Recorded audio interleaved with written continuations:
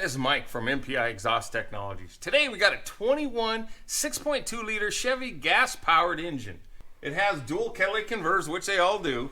It comes back into this big Y pipe, goes through a flex joint, and then it comes into the inlet of the muffler. It has a big flapper valve, which is like a heat riser with a counterweight. Shuts off at low speed exhaust, which creates back pressure or resistance in the exhaust, which builds a lot of torque on the bottom end, but it kills top end performance.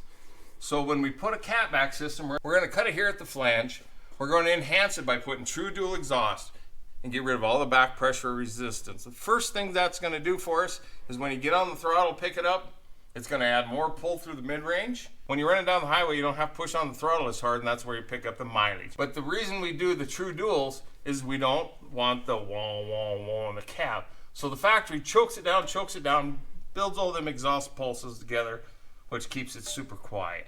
The other thing it'll do for this, once we get rid of all this back pressure and restriction in the exhaust, it reduces the underhood temperature, which saves the exhaust manifolds. And we've all had to fix it, broken exhaust bolts, whether it's a Ford, Dodge, or Chevrolet.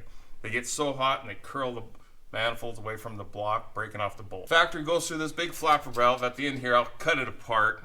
I'll show you. You can't believe it. It's just a big heat riser with a counterweight on it. Goes in. This big muffler, we'll cut it apart and see what's in here. Comes out about 2 3/4, jumps back up to 3 inch, then back to almost 4. Then the factory splits it up here in this Y pipe assembly, brings out, puts a resonator in each tailpipe. Once we eliminate all that, put a pulse chamber on it, true dual exhaust, it'll make this old girl run like a scalded dog. This pickup is brand new from the dealership.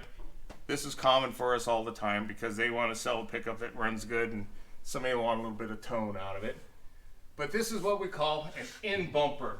In our kits, IB in bumper, because the factory incorporated the tip into the bumper, and then they just stick the pipe out the top so you can have that formed tips out the back.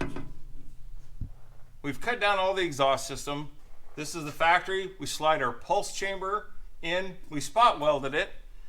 And then we got this all nice and level and straight. We got it all nice and level and straight, runs parallel with the chassis. We're going to set our head pipe, which is on your sheet. The 2 head pipes are part number 19. 2 of them. We got it set in offset to the front.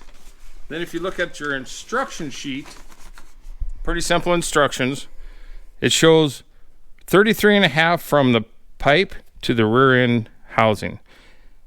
On 14-inch cases, we have a second dimension, which is 19.5 from the rear end housing to the case of the muffler. So our first dimension we're going to use is this 33.5.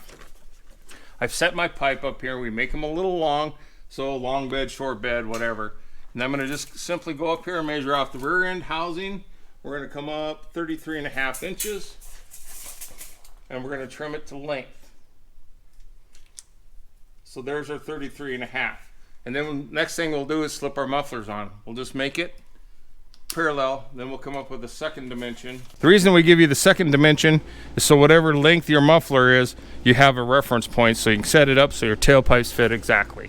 I've cut down the first head pipe. I'm going to recheck my length. We're 33.5. I go ahead and put 3 spot welds up on this head pipe. Now that we have that one set, we can set our second head pipe. Now we're going to check our second measurement, and I already did, but 19.5 to the edge of the case. So this gives you adjustability for any length muffler, shorter, longer, whatever. So if you're not for sure, as long as you end up with the 19.5 from the rear end to the case of the muffler, our tailpipes will slide right on and go.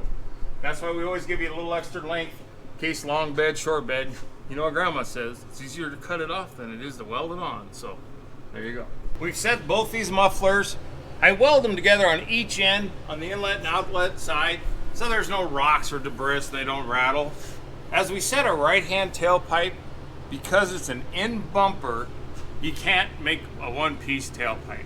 So we build the right hand axle pipe, I slip it up in position, and then I take my right hand tailpipe, slip it all together, and I had it all stand up here and centered it through the hole of the factory tip. 7/16 rod stock hangers are provided for you with every exhaust kit. They're various lengths, but we build them for each kit. So now that I've got this one up in position, and I got it all spotted and leveled where I want it, exactly, we're gonna move over to the right hand, or the left hand side. I've got the axle pipe set up over the top, and then our left hand tailpipe is all formed, so we're gonna slip it in the tip, and we're gonna slide it all up into the flange. And then I'll get stands, we'll get it all nice and level, exactly, and I'll get it spotted, and I'll catch up with you in a moment. After setting all this left-hand side tailpipe, I welded the hangers in the stock position. There's a bag of hangers, comes with the extra kit, and then we have what we call 09 updates. So I'm going to take and attach it, so it's on a double shear, just like the factory. So I'm going to just go ahead and weld 09 updates on all this. We're going to go over this real quick. 2021 6.2 liter Chevy pickup, gas powered.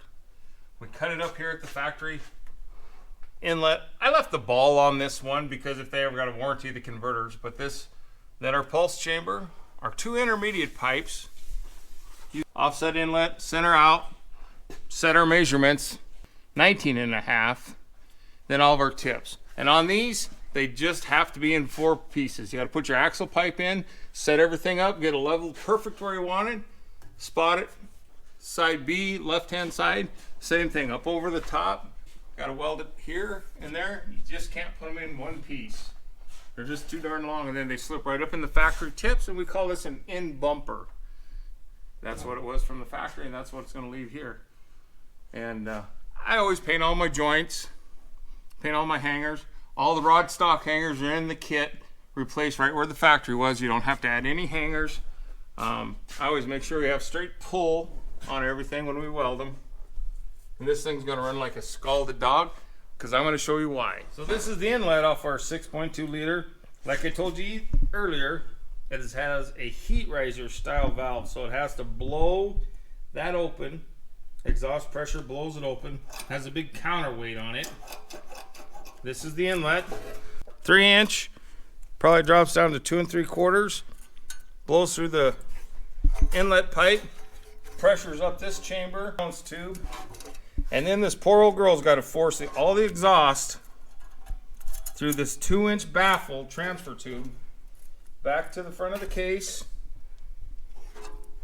turns around, goes back out this 2 3/4 through the middle of the case, back out and up. So this muffler makes a huge amount of back pressure resistance, and that's why we put a catback system on it, and we size it for the engine. We put 2.5-inch duals on this, and this old girl's going to run like a scalded dog. And with the X pipe balancing the exhaust pulses from the left side head pipe to the right, it'll have no in-cab resonation, but we're going to gain some performance.